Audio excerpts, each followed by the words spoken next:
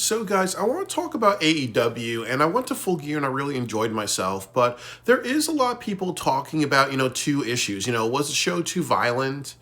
And also, how do they feel about Samoa Joe becoming the champion? So, I think in this video, I want to talk a little bit about the violence. And in my opinion, I didn't find it too violent of a show because, this isn't combat zone wrestling where they're hitting each other with, fluorescent tubes all the time, or they're hitting each other with X-Acto knives, or doing flesh hanging. There's violence, and then there's kind of excessive violence you would see in combat zone wrestling. But AEW has crossed that line before in the past, when they've had Hangman put a syringe through Strickland's mouth, and then also when they had the barbed wire, and when they had the spike bat protruding from John Moxley's skin. Those were kind of, in my opinion, going a little too far. But I also just want to say too that I think that my comparison is South Park. When we watch South Park, a lot of it is just the same old stuff, really, in the sense that there's a lot of politically incorrect humor.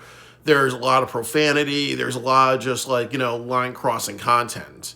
So sometimes when we watch a television show, we know what we're going to get, really. And I think that's with AEW, where, and that's kind of been one of the drawing points of AEW. One of the big strong points is that they're TV 14 and WWE is TV PG. They emphasize, longer matches. They emphasize more endurance types of matches. They emphasize, profanity. They emphasize, sexual comedy. You see with Tony Storm. They emphasize, performances, and they emphasize just being a little bit unapologetic, really. So, when you buy AEW, you know what you're going to get, really. When you buy ECW, you know what you're going to get. When you buy Combat Zone Wrestling, you know what you're going to get. When you buy WWE, you know what you're going to get. When you buy Frontier Martial Arts Wrestling, you know what you're going to get, really. So that's also kind of the biggest argument. With AEW, you know what you're going to get. I do agree with everything that JD from New York and Off the Mic's Ropes Sports Network are saying, and Cornette, in the sense that, in professional wrestling, the way that it should work is always that the story has to be good as the content. And that just means that, Mick Foley, Undertaker, Hell in a Cell match, one of the reasons why that worked was because there was a story, there was a feud, there was hatred towards each other, and that led to that. Or even with Shawn Michaels and Undertaker, that's another great example. Or there are a bunch of people that wanted to go to WrestleMania, and then they create the Elimination Chamber. So sometimes you have to create the right, violence, the right hate, the right heat, the right smoke, really, before to make sure people want to participate in something more intense. And AEW, sometimes they rush that, or sometimes they're not good with storytelling that well, or sometimes the storytelling's a little convoluted. But they kind of push that really and stuff like that, really. So a lot of people say, okay, it's garbage because you're relying on shock value more than story leading to the violence. But I think what I have to say is that I totally agree.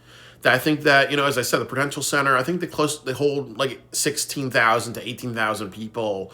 So, there's a third of it missing, really. So I do think that, they have the compelling story, absolutely. And like I said, it's not that hard to do. They need to use ChatGPT. They really just have to understand that professional wrestling is a thriller. So obviously, you have to make compelling characters going up against compelling odds and other things like that. So, as I said, it really comes down to them really just trying to have a better booking and writing department, and then just saying, hey, this is not working out, or hey, we're seeing diminishing return. We need to get rid of people. And I've done a lot of fantasy booking this year of of matches and storylines. And sometimes when I'm at work, I can come up with ideas in 4 or 5 minutes, really.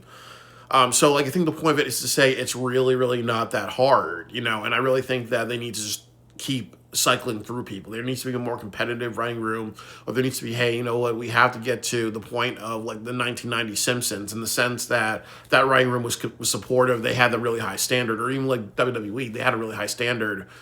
But I think with AEW, they don't have a high standard, and I think that that's kind of what the issue is, and that what turns off people from AEW is that they just don't care to write better stories, and that's kind of where this controversy comes from. They care more about not putting together a good menu. They care about just giving you the fries with sparklers, so to be really.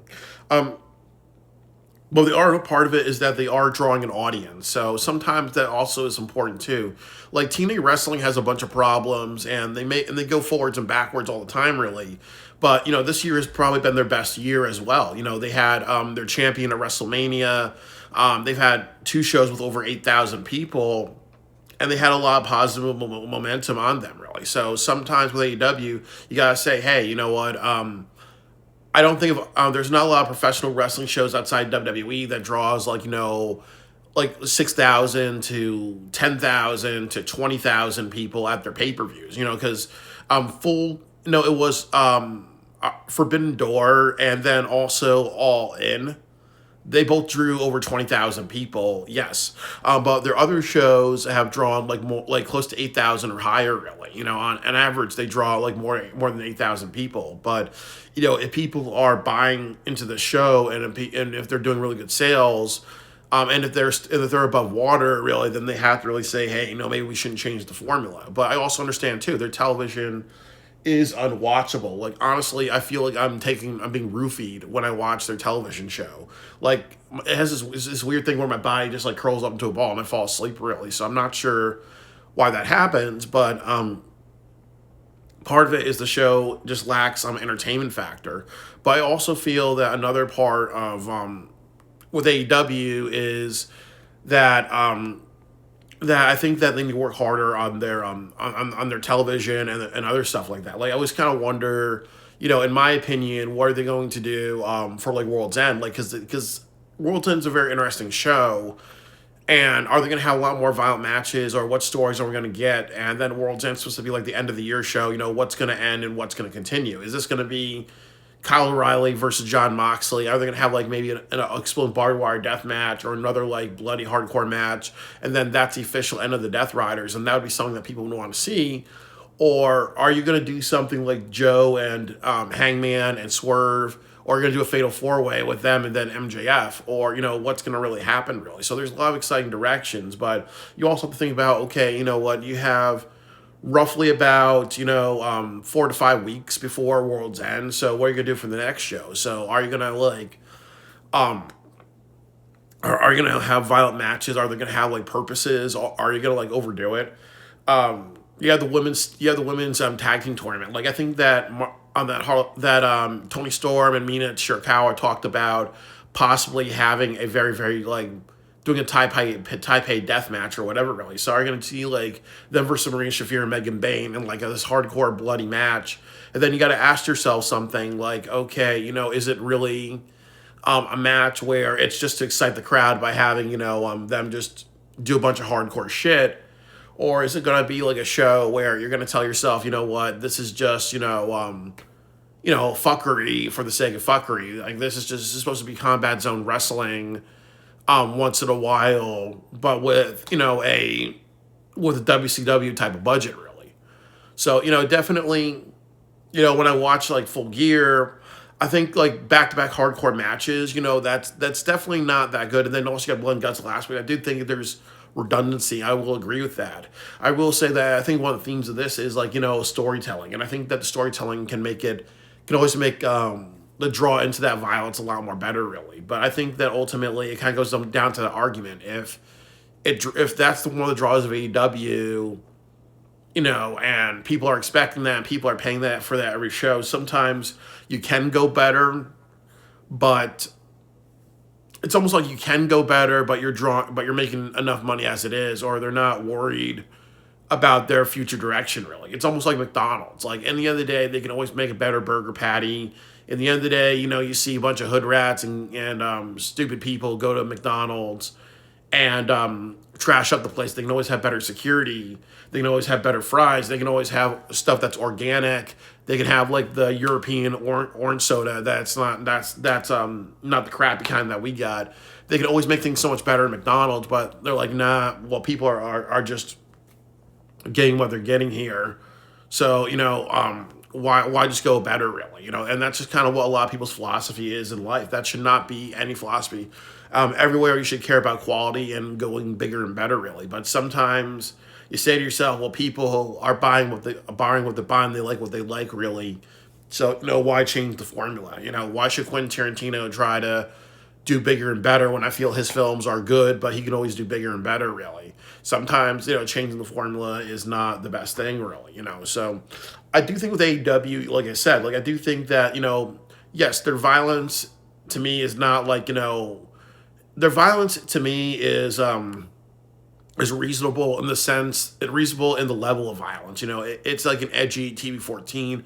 We're not in the point of combat zone wrestling, or we're trying to do surgery jobs, everything's like that. And then the next thing I'm going to say about it is, yes, I do agree that I think their violence is very redundant.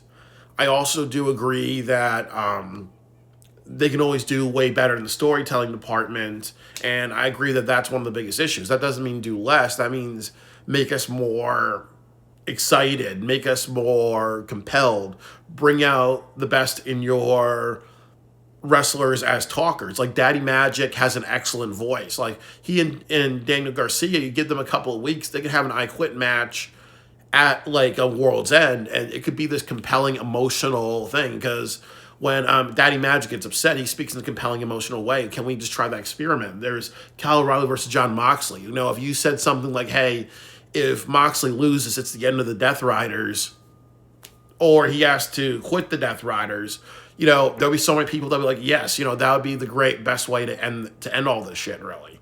Because not a lot of people like the Death Riders, So imagine if you had a bloody hardcore match and you set up to that stipulation. Imagine if you had something where there was a lights out match between Samoa Joe and Hangman Adam Page, or you said something like, okay, well, Joe's like, okay, you know what? I talked to Tony Khan and we've been going back and forth a little bit, and I just need a break from you because, you know what, we don't want to just, I just don't want to be on repeat mode or whatever, really. So he says something like, okay, you know what, I want to face, you Strickland, and we want to do a lights out match, really, because, you lost the last lights out match in Chicago, really, so they can do something like that, really. Then you have Hangman at ringside to make sure the ops and whoever doesn't interfere. Then you have a few other people. Then you have MJF come back, so it's ultimately like, what I'm trying to say is that they can kind of look at what they want to do for World's End, who they want to be the champion, what directions they want to go in, what match they want to set up, and say, hey, we're going to experiment with wrestlers getting on the mic more. We can kind of look at the people who can speak and can be compelling, can be emotional, and we're going to develop that. Like, you look at Daddy Magic, who can do that. You look at Samoa Joe, who can do that. You look at Hangman, who can do that. You can look at Swerve, who can do that. You look at Tony Storm, who can do that. You look at, like, maybe Harley Cameron, who can do that, because she can kind of, like, when she did that promo with the CEO thing, she got into our feelings, So you take the ones that can, and then you kind of build the matches, So I really think that there's a lot to offer, really. And I really just hope that with AEW, like I said, just you do too much violence. You do a lot of hardcore and action spots, but it never hurts to say, hey, you know what? Let's try to put more story behind it. Let's be more experimental with that. It never hurts to try something a little bit different. And then you say to yourself, okay, it worked, it worked. If it doesn't work, doesn't work.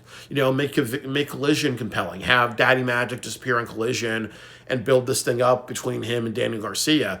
Oh, well, let's have like another person who can talk on the microphone and create a lot of emotions as well, really. And let's like put them on Collision, and let's try to have some compelling people on Collision, really, and see if that can actually boost the ratings as they're trying to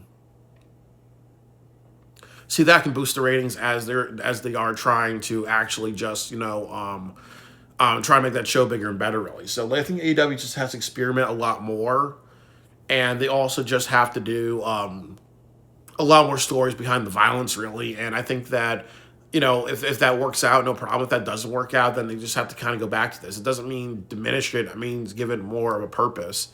And we'll see what happens.